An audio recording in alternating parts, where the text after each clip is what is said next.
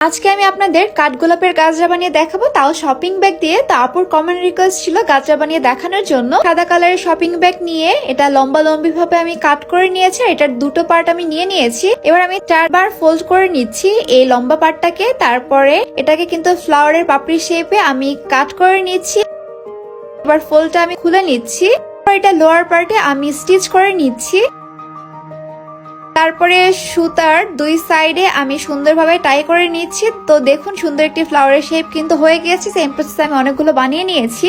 এবার ফ্লাওয়ারের মিডলে আমি yellow colour দিয়ে নিচ্ছি, কারণ কাঠগোলাপের মিডলে কিন্তু ইয়েলো কালার থাকে। আপনারা চাইলে অন্য কালারও দিতে পারেন। এবার আমি শপিং ব্যাগের হ্যান্ডেলে ফ্লাওয়ার গুলোকে সেট করে নিচ্ছি।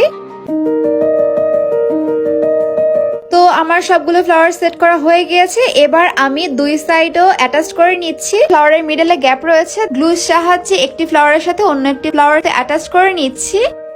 তো আমার কাঠগোলাপের গাজরাটা কিন্তু কমপ্লিট হয়ে গিয়েছে।